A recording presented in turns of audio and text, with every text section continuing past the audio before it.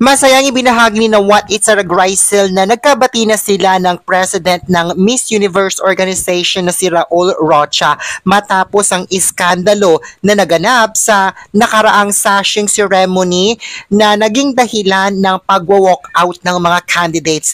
Matatandaan kasi na nadamay ang mga kandidata, particular na si Miss Mexico, sa galit ni Nawat laban kina Raul Rocha dahil sa di umano'y pagtatanggal sa kanilang karapatan na magsingit ng sarili ng event sa Miss Universe bilang siya naman ang organizer at host country.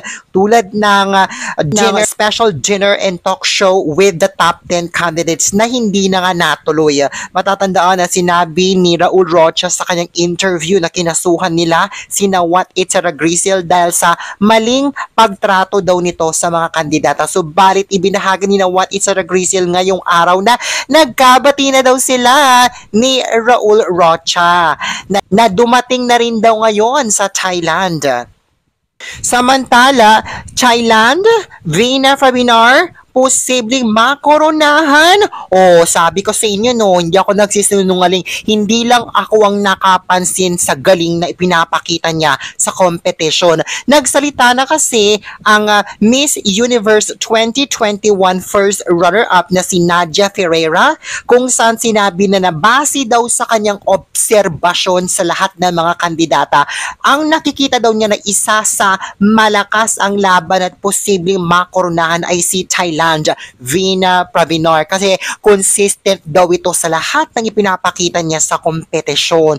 Diba? Tama ako. Tama yung hanash ko dito. Oh my God. Recordar con mi querido Andy, con Miss Thailand. Miss Tailandia me parece bellísima y como lo estuvo mencionando también Carlitos, ella ya se presentó en varias ocasiones en el Miss Tailandia y no ganó, pero eso quiere decir que está más que preparada y yo creo que eso se puede notar también, así que creo que ella es una de mis grandes favoritas para...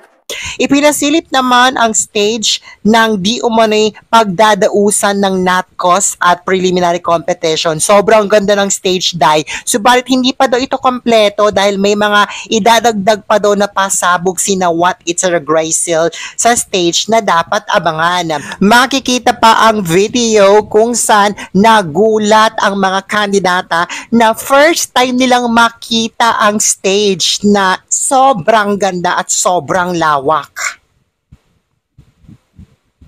Nagpahayag naman ng pagsuporta si Angel Locsin sa pambato ng Philippines na si Atisa Manalo. Ni-repost ng official Facebook page ni Angel Locsin ang post naman kung paano iboto si Atisa Manalo para makapasok sa top 30 para sa mga sumusunod na categories. Tulad nga ng Best Evening Gown, Most Beautiful People, Miss Congeniality, Best Skin, Most Photogenic, People's Choice, Beyond the Crown, and Best National Costume. Ayan! Anong say mo na nagkabati na sila Raul Rocha and Nawat after the scandalo? Pasabog ba ang stage ng Miss U? Makakapasok kaya si Atisa sa top 10 o maliligwak siya? What's your hanash kung si Thailand nga ang makokoronahan bilang Miss Universe 2025? Anong say mo?